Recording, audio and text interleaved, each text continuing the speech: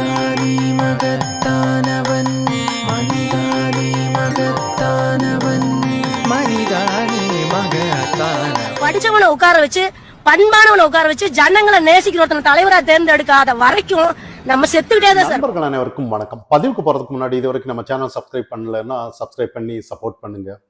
Bihar election, இதுல செல்வ பெருந்தகை கிட்ட நம்ம தமிழக மாநில காங்கிரஸ் தலைவர் அவர்கிட்ட பீகார் எலெக்ஷன் நீங்க தோத்துட்டீங்களே அப்படின்னு கேட்கும்போது அவர் ஒரு பதில் சொல்றாரு.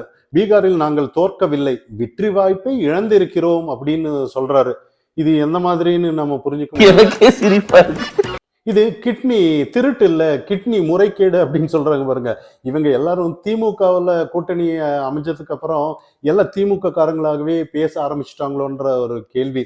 இதை தாண்டி தேசிய ஜனநாயக கூட்டணி மிகப்பெரிய ஒரு வெற்றின்னு நம்ம சொல்லலாம். கடந்த முறை 122 சீட்டு தான் தேவைங்கிற பட்சத்துல 125 சீட்டு ஜஸ்ட் பாஸ்ன்ற மாதிரி தான் அவங்க ஆட்சி அமைச்சாங்க. ஆனா இந்த முறை 190 சீட்டுக்கு மேல வந்தது எல்லாருமே பாஜக தொண்டர்கள் எல்லாம் கொண்டாடிட்டு இருக்காங்கன்னு நம்ம கவனிக்கலாம். ஆனா இங்க ஒரு பரிதாபமான ஒரு விஷயம் என்னன்னா, காங்கிரஸ் 60 இடத்துல நிக்கிறாங்க. கத்தம், bye bye, tata, goodbye, Gaya.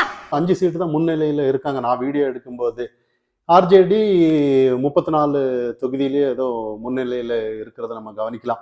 Prashanth Kishore உண்மையிலேயே எல்லா கட்சிக்கும் தேர்தல் வியூகம் அமைச்சு எல்லா வெற்றி வாய்ப்பை தந்தவர்னு நம்ம சொல்லலாம். ஆனா தன்னோட கட்சி எதுவுமே முன்னிலையில இல்லைன்ற மாதிரி சில செய்திகள் வர்றதையும் நம்ம கவனிக்கலாம்.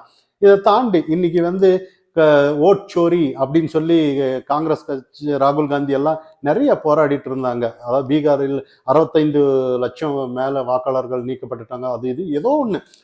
ஆனா அதெல்லாம் தாண்டி ஒரு தேர்தல் ஒரு கருத்து கணிப்பு வரும்போது இவங்க சொன்னாங்க 140 தொகுதிக்கு மேல ஏதாவது வெற்றி வாய்ப்பு ஏதாவது அவங்களுக்கு கிடைச்சிருச்சுன்னா கண்டிப்பா ஜென்செட் போராட்டம் கண்டிப்பா வரும் அப்படின்ற மாதிரி அறிவிச்சிருந்தாங்க காங்கிரஸ் தரப்புல. அவங்க அதுக்கு மேல வின் பண்ணிட்டாங்கன்னா அதுல ஏதோ ஒரு முறைகேடு இருக்கும் அப்படின்ற மாதிரி ஒரு இருந்தது. ஆனா இப்ப அவங்களோட நிலைப்பாடு எப்படி இருக்குன்னு போக போகதான் நம்ம பார்க்கணும். ஆனா இன்னொரு விஷயம் பாருங்க, அங்க காங்கிரஸோட இது ஓட்சோரி எடுபடும் நினைச்சுதான் இங்கேயும் அதே மாதிரி தேர்தல் சாருக்கு எதிராக இங்க போராடிட்டு இருந்தாங்க. ஆனா அந்த நினைச்சு பாருங்க, அங்க அந்த ஓட்சோரின்னு போராடும் போதுதான் இந்த அளவுக்கு அவங்கள மண்ணை கவி வச்சிருக்குன்னு நம்ம பார்க்கலாம். அதே இங்க சாருக்கு எதிராக போராடுறாங்க. இவங்க எதை கவ போடுறாங்கன்னு 2026 பொறுத்து இருந்துதான் நம்ம கவனிக்கணும்னு நம்ம பார்க்கலாம். இன்னும் ஒரு விஷயம் என்னன்னா, இங்க தமிழகத்துல ஓட்சோரி அப்படின்னு சொல்லி யாருக்கு எதிராக போராடுறாங்க பாருங்க. இது முழுக்க ஒரு நாடகம்ங்கிறது மக்களிடையே வெளிச்சத்துக்கு வந்துருமோ, அதோட தாக்கம் இங்க தெரியுமோ அப்படிங்கிறது தான். ஏன்னா இங்க நாங்க சாருக்கு எதிராக போராடல, நீதிமன்றம் கொட்டு போட்டதுக்கு அப்புறம் நாங்க சாருக்கு எதிராக போராடல, இந்த நேரம் தான் எதுக்கு தேவை அப்படின்னு சொல்றத பின்வாங்கிறத நம்ம கவனிக்கலாம். ஆனா இதெல்லாம் தாண்டி இன்னைக்கு முழுக்க முழுக்க இன்னைக்கு திமுக ஏதோ ஒரு நாடகத்தை எடுத்துட்டு போகும்போது பீகார்ல நடந்த ஒரு தாக்கம் தான் இங்க நடக்குமோ அப்படிங்கிறது எல்லாமே ஒரு எதிர்பார்த்துட்டு இருக்காங்கன்னு நம்ம கவனிக்கலாம். இதை தாண்டி சட்ட ஒழுங்கு பிரச்சனை.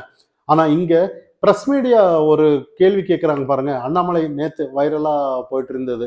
அண்ணாமலை அவர்கள் சொத்து வாங்கிட்டாரு, முதலீடு எப்படி செய்ய போறாரு அப்படின்ற மாதிரி ஒரு கேள்விக்கு அவர் பதில் சொல்றாரு. நிறைய அதுல ஏதோ ஒருத்தர் கேள்வி கேட்க ஆரம்பிக்கிறாரு, அது எங்கேயோ கொண்டு நிறுத்திருக்கு. அதுதான் இன்னைக்கு வைரலா போறதை நம்ம கவனிக்கலாம்.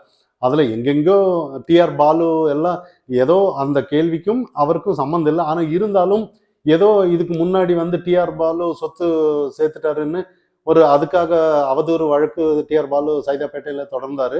ஆனா லாஸ்ட் டைம் அவரு வரல, ஆப்சென்ட் ஆயிட்டாரு.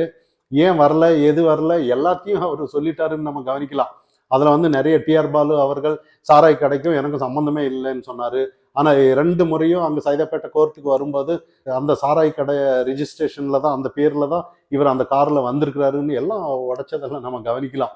நான் ஒன்றும் வித்தவுட்ல ட்ரெயின்ல சொத்து சேர்க்கல, ஏதோ ஒரு யாரை சொல்றாருங்கிறது எல்லாம் உங்களுக்கு தெரியும். ஏன்னா இங்க நம்ம புரிஞ்சுக்க வேண்டிய விஷயம் என்னன்னா, ஒரு சாதாரண ஒரு எம்எல்ஏ, ஒரு சாதாரண ஒன்றும் வேணாங்க, ஒரு கவுன்சிலர், சாதாரண ஒரு கவுன்சிலர் பார்த்தீங்கன்னா இன்னைக்கு திமுகவிலையோ இல்லை அதிமுகவிலையோ அவங்களோட வாழ்க்கையெல்லாம் பார்த்தோம்னா அவ்வளோ ஒரு கோடீஸ்வரனா இருப்பாங்க.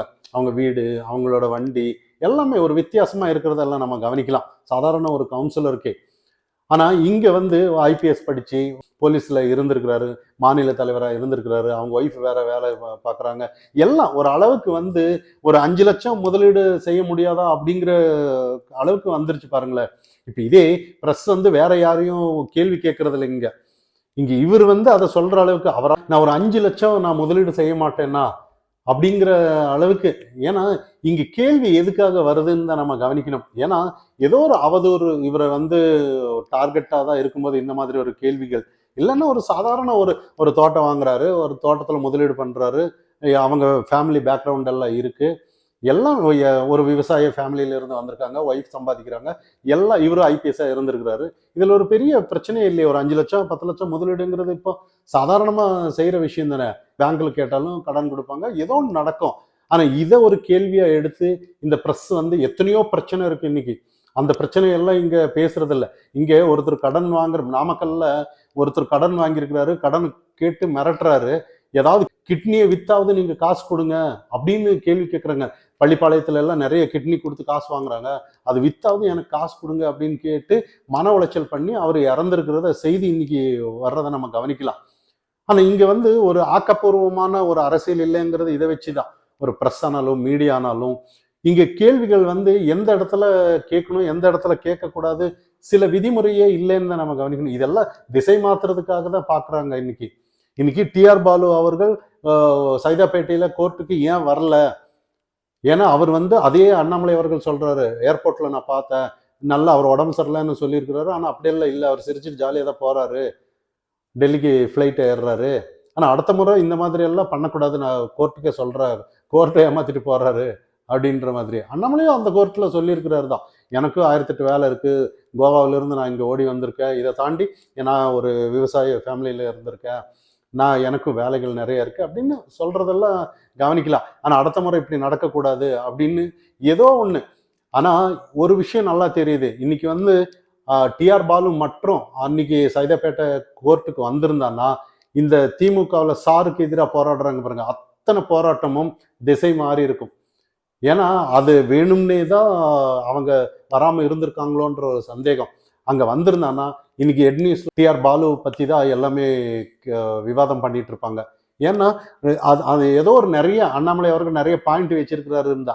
இப்ப இந்த கார் யாரு சாராய ஆலய பேர்ல இருக்கிற மாதிரி நிறைய அவர் ஏதோ ஒவ்வொன்று புட்டு புட்டா வைப்பாரு, அடுத்த முறை வரட்டும் அப்படின்ற மாதிரி தான் இன்னைக்கு நம்ம கவனிக்கணும். ஆனா இதெல்லாம் தாண்டி இன்னைக்கு வந்து பழனிக்கு பால் காவடி எடுப்பாங்கன்னு சொல்லுவாங்க. இன்னைக்கு தேர்தல் வந்தாலே ஒவ்வொருத்தரும் நீங்க வேணும்னா பாருங்க, அத்தனை அமைச்சர்கள் எல்லாரும் பழனிக்கு போயிட்டு இருப்பாங்க, திருப்பதிக்கு போயிட்டு இருப்பாங்க, எல்லாம் கோயில் கோயிலா சுத்திட்டு இருப்பாங்க. ஏன்னா நாங்களும் சனாதனத்தை அதை ஆதரிக்கிறோன்ற மாதிரி. இன்னைக்கு சனாதன எதிர்ப்புன்னு சொல்லிதான் காங்கிரஸ் கூட்டணி எல்லாம் சேர்ந்து இன்னைக்கு பீகார்ல வந்து மண்ணை கவ்வியிருக்காங்கன்னு நம்ம கவனிக்கணும். ஆனா இங்க காங்கிரஸ் எல்லாம் நாங்க இவர் சொல்றாரு, நாங்க எல்லாம் அது தோற்கவில்லை, வெற்றி வாய்ப்பை தான் இழந்திருக்கிறோம் என்னதான் சொன்னாலும் கூட காங்கிரஸ் எல்லாம் இனி வரவே வராதுன்ற மாதிரி தான் இன்னைக்கு நம்ம பேசணும். இன்னொரு விஷயம் என்னன்னா, இன்னைக்கு தமிழகத்துல எப்படி பாருங்க ஒரு விஷயம் நடந்திருக்கு. நேத்து ஒரு ஹாஸ்பிட்டலுக்கு மா சுப்பிரமணியம் அவர்கள் ஒரு ஸ்கேன் கருவியை திறக்க போறாரு. அந்த இடத்துல ஒரு பொது சுகாதாரத்துறை எப்படி இருப்பாங்க, அதாவது மக்கள் எல்லாம் வர்ற போற இடத்துல ஹாஸ்பிட்டல்ல வந்து நல்லா நீட்டா இருக்கணும், சுத்தமா இருக்கணும் அப்படின்னு தான் எதிர்பார்ப்பாங்க. ஆனா அவரு வரும்போது சுத்தமா இருக்கணும் அப்படின்னு சொல்லி பெனாயில் தெளிச்சிட்டு போறாங்க. அதாவது எதுவுமே வாசம் வாடை அடைச்சிடக்கூடாது, எதுவுமே பண்ணக்கூடாது. ஆனா அவர் வர்றதுக்கு ஆனா நோயில தவிச்சு வர்ற ஹாஸ்பிட்டல்ல வர்றவங்க எல்லாம் எப்படி வேணும்னாலும் இருக்கலாம் அப்படின்னு நினைச்சிருக்காங்களான்ற மாதிரி தான். ஏன்னா இங்க எப்படி அரசியல் நடக்குது பாருங்க. இன்னைக்கு வந்து மந்திரி ஆனாலும் அவங்க எல்லாம் அவங்களோட பொறுப்பு என்ன, மக்கள் வந்து போற இடம் ஹாஸ்பிட்டல் சுத்தமா வைக்கிறதுங்கிறது அவங்களோட கடமை.